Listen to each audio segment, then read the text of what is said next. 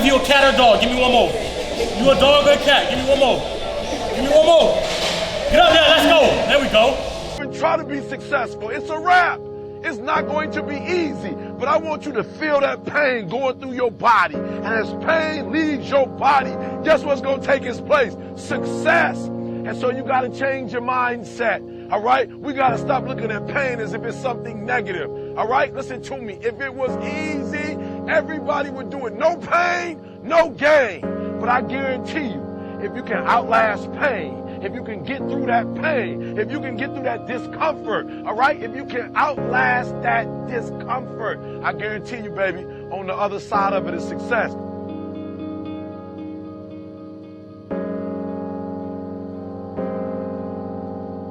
All roads to success, you got to go through pain. They all. So I was born in Sparta, Illinois, by way of Carbondale, Illinois. I lived in Carbondale, Illinois for about 6 years, and that's where basketball started for me, basically. I grew up in a basketball family for the most part. All of my family played basketball. My dad played Division I basketball at SIU. My uncle played Division I basketball at Florida. My other two uncles both played Division I basketball at FIU. One of them transferred to Illinois, and one of them played football, D1 football, before he transferred to play D1 basketball. So basketball has always been a thing for me. So I don't really have an age for when I started playing basketball. But after living in Carbondale, I moved to Minnesota, where I played with some real killers. A couple to mention: Matthew Hurt at Duke, Michael Hurt, who did used to play for Minnesota. I used to play against dudes like both Gok and his brother Duth, and I don't know. Ever since then, before I moved to Orlando, that's when the killer was born. My name is Josh Cross. I'm a point guard at Florida Gateway College, at Juco in Lake City. How I came about going the Juco route was basically coming out of high school. I had a few offers from schools up north and away from Florida, and I really didn't want to leave Florida. I didn't want to leave my family down here where my support system is, so I decided that I was going to go the prep route and go to prep school at 4A Academy to try to look for an opportunity in Florida to play basketball so I could stay close to my family. So the prep route for me, it's really what really put that fire under me.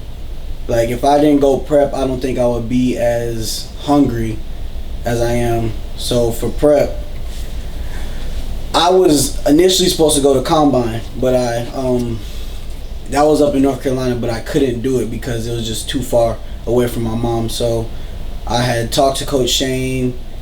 He offered me the same thing that Combine was offering me, and I got on board with them. With prep, going prep shows where your hunger is at and how bad you really want it. I was waking up to get to practice for 4A at about 5:36 in the morning, and my mom was commuting me to practice before she would go to work. So a lot of mornings I'd have to sleep on the steps and wait for all the coaches to come to the door and let me into the gym. But that's how bad I really wanted to be good. So I would wait there, sleep, they'd get me in. We have a morning shoot around, then we have a lift. After that, we have practice. And then I'd be waiting for my mom to get off of work, so I had to stay at the gym, which meant I had more time to work on my game and shoot and just work with the trainers there at 4A, which did really build a better work ethic in me. So after 4A, while at 4A, I was searching for a school down here in Florida, whether that was Juco or a really good NAIA school up to D2 and D1. So I had a lot of interest from low major D1s, high major, mid major D2s, and some NAIAs, but I felt like I wasn't respected by those coaches enough. So I thought to myself, maybe I can prove myself through playing Juco, because I know that Juco players are well respected by coaches that respect work ethic and players that bet on themselves. So I bet on myself, and I ended up at Florida Gateway College, where I'm at right now. And the experience at Florida Gateway College has been phenomenal for me. I could honestly say if it was a 4-year school, I might stay all 4 years just because of the experience I've had. Like, the coaches there push me more than I've ever been pushed before, besides with my Uncle Dan. But the coaches there they really bring the dog out of players. And as for the Juco lifestyle, it's not something everybody can really like. Not everybody can play Juco. Juco is not for everybody. It's a more unfiltered side of basketball, really. A lot of players don't make it out the same way they came in just because they can't handle that it's not all glamorous like the other schools, or it's not as easy to get what you want. You really got to work for what you want when you go the Juco route, especially at a school that might be underfunded or other things like that. So I've really appreciated what Juco has taught me and how it's molded me. So I'm excited for the next chapter. As you all know, I do have a kid. I'm the father. I'm really the father. I'm really the father. Yeah, Y'all catch me that's later. my little brother. Y'all catch me later. I raised him in this hoop game. Some of my most prized possessions that I got in my trophy case. My rings. I love my rings, bro. I won these my 5th grade year and my 6th grade year. Like, that's when I started winning trophies like that. Like, I was winning. My team was winning so much. My parents almost made me throw out all my medals. There were too many medals hanging around. But as for these rings, I probably would never let go of these just because of the importance of them. These are both state championship rings, and I won these with my team called SMA, that's Sports Mentorship Academy. You know where we at. Hey, it's a dog in a cat world, man. Oh, you know, hey, you gotta eat out here. That this ain't for everybody, boy. It ain't for everybody. Everybody ain't in there like that. All American year. I'm calling it. Yeah, we out here. We just finished working, man. I'm with the guys. You know, that's family over anything. These boys right here gonna let you work. You know, I don't hang out with certain people, man. These boys right here, we gonna work. Everybody that's all can't we know. hang. That's all we know is work. Hang. We get it out the mud over here. No cap. It's a dog eat dog world. You gotta hang with the dogs if you want to be a dog. Hey, some people like it, some people love it. Hey, which one you is? That's really what it is. Yeah. What's up, CT? Man, you know, we work every day, man. We make sure we get the grind in. You know, we can't do this without being together, because without each other, we ain't gonna compete. We ain't gonna be the dogs we are. All by ourselves, we're not gonna put in the full effort. But, you know, with each other, we're gonna do it. This shit don't stop. It don't stop. Every day. This every day day. and night. You know what I'm saying, Every man? day. Don't Stop. stop. Doing this. We make sure we work. Basketball means more than a lot to me. Solely because of the amount of hours I put into it. Like, I put so much work into basketball alone. If I were to just like give it up, it'd literally be a waste of more than half of my life. Just because of the amount of work I put in over time. And this is not like twice every week type of work. This is like every day, missing 1 or 2 days type of work. Especially these last 2 years. In the weight room, on the court, before practices, after practices, trying to get it in. A lot of dudes try to talk about how much work they putting in, or try to put on social media how much work they putting in. But when the camera turn off, they done putting in work. So, I mean, for me, it's an everyday thing. And not even in basketball, not even just working hard in basketball, like just working hard at everything. Anything I'm doing, I'm working hard at. I'm putting all my effort and time into it. So I mean, basketball has just paved the way for how I attack everything I do in life. That's what basketball means to me. My high school experience was pretty unique.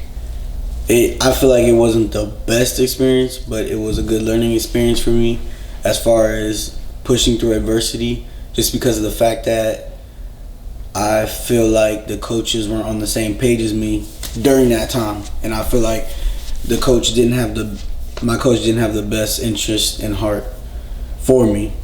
So a lot of the times we were butting heads and we were not agreeing on things that should be happening on the court.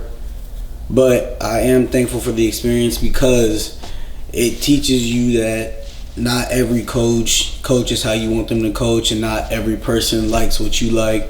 So it helps you to learn how to coexist with other coaches and different personalities and different players and situations that may not go like you want them to go.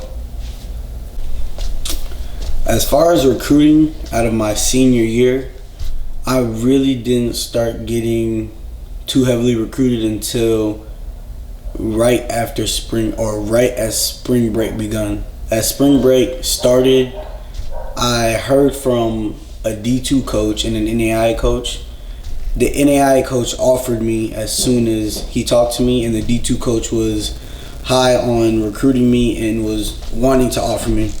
So after I got an offer from one of them, I had posted it on Twitter, and after that, I just started getting offer after offer on Twitter and in my messages. They just started coming in, I guess because coaches don't really like to offer you unless another coach believes in your talents or sees potential in you.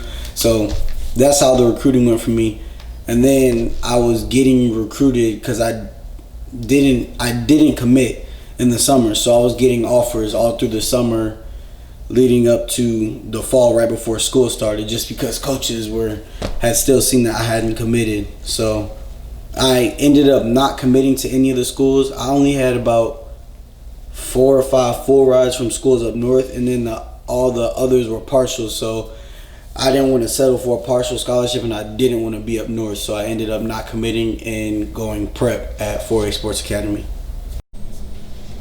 Joshua and basketball, what can I say? Basketball is like Joshua's middle name. I think that the name and the term basketball are used simultaneously because it has always been his love and his passion. Maybe his first love and his passion?